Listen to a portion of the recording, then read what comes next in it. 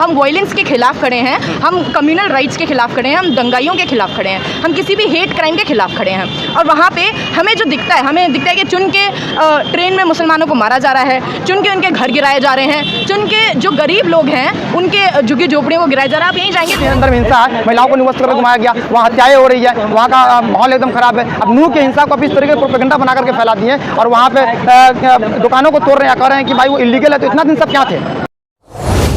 Mewati students हैं कि नहीं, तो ये जो प्रोटेस्ट कॉल किया गया है ये मेवाती स्टूडेंट यूनियन की तरफ से ही कॉल किया गया है। यहाँ पे काफ़ी मेवात के स्टूडेंट्स हैं जिन्होंने इस मुद्दे पे अपनी बात रखनी ज़रूरी समझी और इस प्रोटेस्ट को कॉल किया।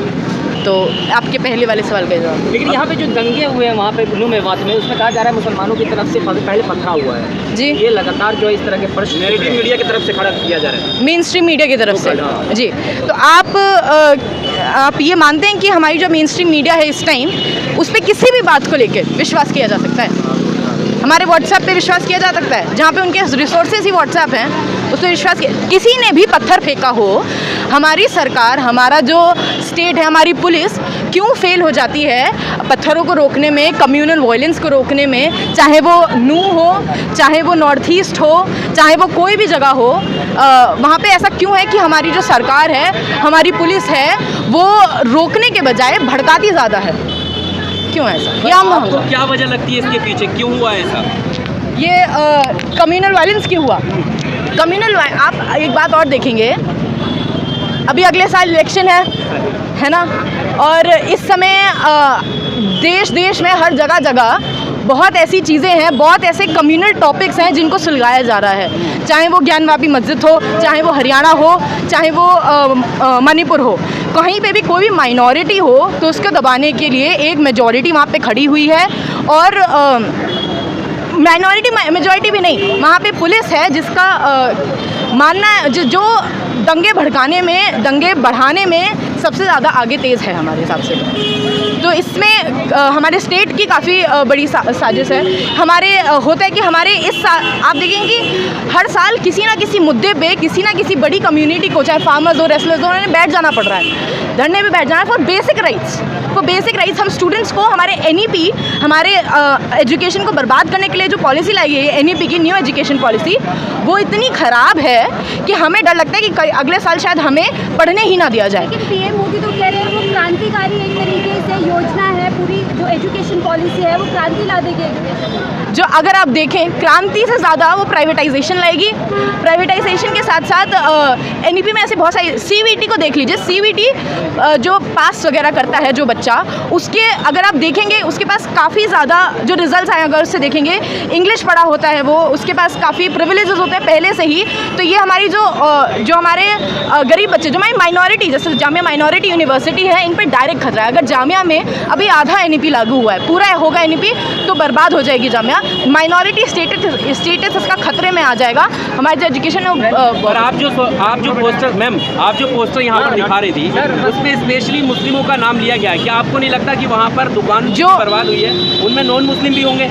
किसी की भी बर्बाद हुई हो। मैंने जो पोस्टर लिया था, अगर मेरे पास फोटो, मैंने लिया था, जितने भी स्टूडेंट्स थे, जी, आप सभी के लिए तो यहाँ पर खड़े हैं। जी, बिल्कुल। आप एक पर बात करें। नहीं, हम सभी के लिए खड़े हैं। हम वायलेंस के खिलाफ खड़े हैं, हम कम्युनल राइट्स के खिलाफ खड़े हैं, हम दंगाइयों के खिलाफ खड़े हैं, हम किसी भी हेट क्राइम के खिलाफ खड़े हैं। और वहाँ पे हमें जो दिखता है, कि चुन के ट्रेन में मुसलमानों को मारा जा रहा है, चुन के उनके घर गिराए जा रहे हैं, चुन के जो गरीब लोग हैं उनके झुग्गी झोपड़ियों को गिराया जा रहा है। आप यहीं जाएंगे, थोड़ी दूर में जाएंगे, जसोला के आगे जाएंगे। कहने का मतलब है कि नॉन मुस्लिम के भी घरों को बुलडोज किया जा रहा है, लेकिन मेनली जो मुसलमानों को टारगेट किया जा रहा है। जी, करा जा रहा है, बिल्कुल टारगेट करा जा रहा है, क्योंकि वो इस देश की माइनॉरिटी हैं। क्योंकि हमारी सरकार को जब माइनॉरिटी और मेजॉरिटी के बीच में क्लैशेस होते हैं, हमारी सरकार को फ़ायदा होता है।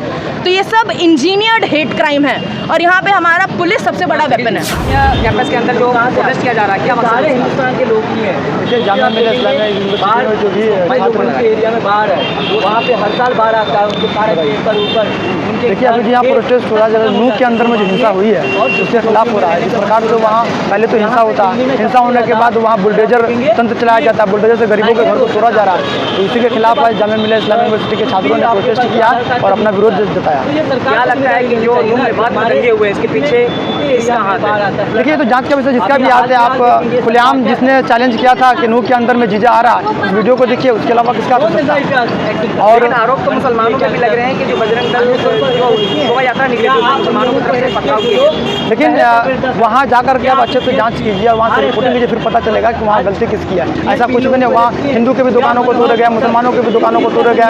वहाँ सिर्फ एक कम्युनिटी सिर्फ मुस्लिम की मतलब हत्याएं नहीं हुई है, वहाँ हिंदू की भी हत्या है, मुस्लिम की हत्या हुई है। सवाल ये नहीं है कि मुस्लिम या हिंदू, सवाल ये होनी चाहिए कि वहाँ पे जिसने हिंसा भड़काया उसके ऊपर अवश्य कार्रवाई होनी चाहिए। साथ ही ये बुलडोजर तंत्र जो है उसको रोकनी चाहिए, क्योंकि आप कह रहे हैं कि वहाँ पे इलीगल तरीके से मकान बना हुआ, इतने दिन से आप कहाँ थे? तुरंत हिंसा के बाद आप मकान को तोड़ रहे हैं, गरीबों के घर को तोड़ रहे हैं, ये तो जुल्म है। बिल्कुल टारगेट किया जा रहा है। आप वीडियो देखें ना, रेलवे के अंदर में है, मुंबई ट्रेन के अंदर में या बोल करके उनको गोली मार दिया गया कि भाई देश में रहना तो योगी मोदी बोलना है। मतलब योगी मोदी अगर नहीं बोलेगा तो क्या गोली मार दोगे आप?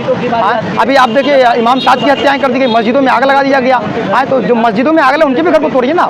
आज सिर्फ एक पर्टिकुलर कम्युनिटी को आप टारगेट कर रहे हैं और उनके आज में आप हिंदुओं को भी उनके घर को भी तोड़ रहे हैं, उनके दुकानों को भी तोड़ रहे हैं। तो जुल्म है और जुल्म के खिलाफ वहाँ के प्रशासन का कहना है कि जो अवैध दुकानें थी, उसमें हिंदुओं की भी दुकानें थी और मुसलमानों की भी दुकानें थी, दोनों समुदाय की थी और दोनों को तोड़ा गया वहाँ पर। देखिए, बात यहाँ पे हिंदू और मुसलमान की नहीं है, बात यहाँ पे जुल्म के खिलाफ है। अगर नहीं, आप एक समुदाय की बात कर रहे हैं ना? नहीं, मैंने दोनों की बात मैंने वहाँ के प्रशासन का ये कहना है। मैंने दोनों की बात कही है। मैंने यह भी कहा कि वहाँ हिंदुओं की भी दुकान टूटी है, वहाँ मुसलमानों की भी दुकान टूटी है। मेरा सवाल ये है कि अगर अवैध था तो इतना दिनों से प्रशासन कहाँ थी, सरकार कहाँ थी? पूर्व अभी ये हिंसा होने से पूर्व आपने क्यों नहीं तोड़ा? हिंसा के तुरंत बाद आप तोड़ रहे हैं। मीडिया वाले कुछ और दिखा रहे हैं। आपके सामने अभी मणिपुर की हिंसा को देख लीजिए, मीडिया वाले मणिपुर की हिंसा को क्यों दिखा रहे हैं? सिर्फ और सिर्फ जातिवाद और हिंदू मुसलमान को दिखाने से कुछ मिलने वाला नहीं है। आप देखें ना, मणिपुर के अंदर में हिंसा है, महिलाओं को निवस्त करके घुमाया गया, वहाँ हत्याएं हो रही है, वहाँ का माहौल एकदम खराब है। अब नूह की हिंसा को आप इस तरीके से प्रोपेगेंडा बना करके फैला दिए और वहाँ पे दुकानों को तोड़ रहे हैं, कह रहे हैं कि भाई वो इलीगल है। तो इतना दिन सब क्या थे? लेकिन वो आरोप है कि वहाँ पर मुसलमानों की हत्याएं हुई हैं और हिंदुओं की भी हुई हैं। हत्याएं दोनों की हुई है।